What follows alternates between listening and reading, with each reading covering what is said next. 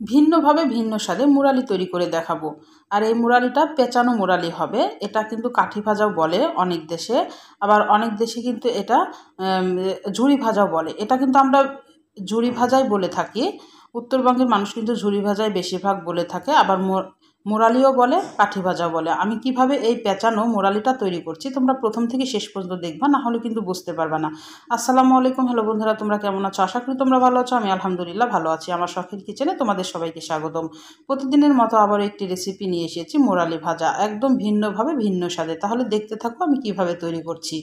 আমি এখানে 1 বাটি ময়দা নিয়েছি, এখানে 1 টেবিল চামচ তেল দিয়ে দিলাম, দিয়ে ভালোভাবে হাত দিয়ে এখন ডোলে মেখে নিতে হবে। আমি একটু লবণ দিয়ে দিয়েছি, দিয়ে এটা একদম ভালোভাবে ময়ানটা করে নিতে হবে। একটু হাত দিয়ে ডোলে ডোলে মেখে নিতে হবে, দিয়ে অল্প অল্প করে পানি দিয়ে একটা শক্ত ডো তৈরি করে নিতে হবে। এটা কিন্তু খুব নরম ডো তৈরি করা যাবে না, একটু শক্ত টাইপেরই ডো তৈরি করতে হবে, আবার খুব শক্তও না, যেন হাত দিয়ে জানে এটা গড়া যায়। এটা তো বেলবো না, আমি হাত দিয়ে কিন্তু মুরালিটা তৈরি করে দেখাবো। মেখে আমি আধা ঘন্টা রেস্টে রেখে দিলাম। আধা ঘন্টা পর কিন্তু ডোটা কিন্তু একদম সফট হয়ে যাবে। দেখো সফট হয়ে গেছে। আমি কিন্তু শক্ত করে একটু মেখেছিলাম, কিন্তু ডোটা একদম সফট হয়ে গেছে। এবার পিঁড়ির করে নিয়ে আমি ছোট ছোট লেচির মতো করে ছুরি দিয়ে কেটে নিব, তাহলে মুরালিগুলো এক সাইজের হবে। বেলাবেলির ঝামেলা ছাড়াই কিন্তু এই মুরালিটা তৈরি করা যায়, বা কাঠি ভাজাও বলে, ঝুরি ভাজাও বলে। এবার 2 হাত দিয়ে একটা লেচি নিয়ে নিলাম, 2 হাত দিয়ে এইভাবে লম্বা করে দড়ির মতো পাকিয়ে নিতে হবে, লম্বাটে করে।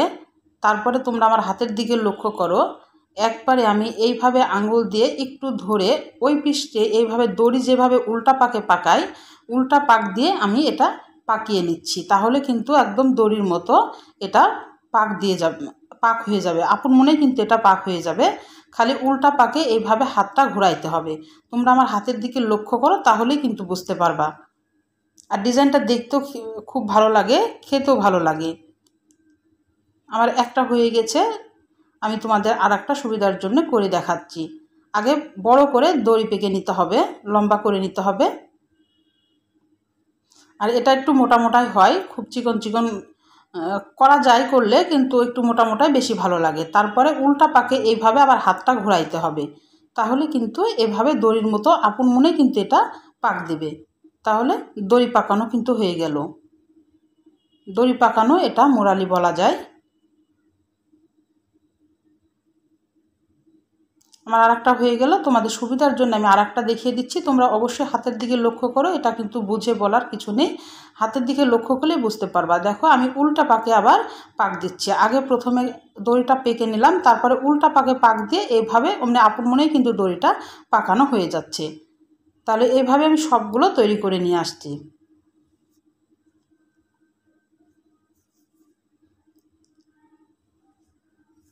আমি এভাবে সবগুলো তৈরি করে নিয়ে আসছি। আমার সবগুলো তৈরি করা হয়ে গেছে। আমি এবার তেলে চলে যাচ্ছি। তেলে সবগুলা ছেড়ে দিলাম, কিন্তু তেলটা দেখে বুঝতে পারছো তেলটা কিন্তু একদম ঠান্ডা রাখতে হবে, যেন আঙ্গুলে সহ্য করা যায়। এরকম ঠান্ডাতেই কিন্তু মুরালিগুলা ভাজতে হবে, কারণ মুরালিগুলা কিন্তু মোটা আছে, মানে উপর থেকে হয়ে যাবে, ভিতরে কিন্তু কাঁচা থেকে যাবে, একদম মুচমুচে হবে না। আর মুচমুচে করার জন্য একদম ঠান্ডা তেলে দিয়ে মিডিয়াম থেকে লোয়ের মাঝামাঝি একদম প্রথম থেকে শেষ পর্যন্ত এটাকে ভেজে নিতে হবে লাল করে, তাহলে কিন্তু মুরালিগুলো খুবই সুন্দর হবে ভাজা। এভাবে উল্টে পাল্টে আমি ভেজে নিব। একটু সময় নিয়ে ভাজতে হবে। আমার লাল করা হয়ে গেছে, আমি কিন্তু কিছুক্ষণের মধ্যে এটা তুলে নিব। আর বেশি লাল করার দরকার নাই, এভাবে লাল করে কিন্তু তুলে নিতে হবে। আমি এবার তুলে নিচ্ছি। আমার তোলা হয়ে গেছে। এবার আমি চিনি শিরাতে চলে যাচ্ছি। 1 বাটি চিনি নিলাম আর 1 বাটি পানি নিলাম, দিয়ে এখন এটা ভালোভাবে মিডিয়াম আঁচে জাল করে নিতে হবে। একটা পাক তৈরি করে নিতে হবে চিনির, না হলে কিন্তু চিনিটা গায়ে লাগবে না মুরালির। এখানে কোনো রস করব না, একটা পাক তৈরি করে নিব চিনির। এখন মিডিয়াম আঁচে এটাকে অনবরত জাল করতে হবে। আমার ফুটে এসেছে চিনিটা, আমি তোমাদের দেখাই দিছি। দেখো কড়াইয়ে কিন্তু চারিকোলে চিনি যখন একদম লেগে যাবে, তখন জানবা যে এর পাকটা একদম ঠিক আছে। আর একদমই ঘন গাঢ় আর বড় বড় ফোঁট উঠবে। আর দেখে বুঝতে পারছো আমার চারিকোলে কিন্তু চিনি লেগে আছে কড়াইয়ের চারিকোলে। তখনই কিন্তু মোরালিগুলা ঢেলে দিতে হবে। দিয়ে এবার জালটা থাকবে 1 মিনিট মতো, মোরালিগুলা এভাবে নেড়ে নিতে হবে জালের পুরে। 1 মিনিট পর কিন্তু এটা যখন চিনির শিরাটা মিশিয়ে যাবে তখন কিন্তু জালটা নিভিয়ে দিতে হবে। আমি কিন্তু এই পর্যায়ে এখন জালটা নিভিয়ে দিয়েছি। দিয়ে এখন অনবরত নাড়বো, তাহলেই কিন্তু এটা কিছুক্ষণের মধ্যে শুকিয়ে যাবে। একদম চিনিটা সুন্দরভাবে গায়ে লেগে যাবে। এতই সহজ এই মোরালিটা তৈরি করা। একবারে ঝটপট এটা তৈরি করে কিন্তু তোমরা কোনো কৌটাতে ভরে এটা মাস জুড়ে খেতে পারবা অনায়াসে বাইরে রেখে। এটা ফ্রিজেও রাখা লাগবে না, কোনো জায়গাতেই রাখা লাগবে না, বাইরে নর্মালি তাপমাত্রাতেই কিন্তু এটা 1 মাস ধরে ভালো থাকবে। আর খেতেও কিন্তু ভালো লাগে। ঝটপট যখন একটু খিদে পেলো একটা বের করে খেয়ে কিন্তু পানি খেলেই পেটটা ভরে যায়। এতটাই মজার জিনিস।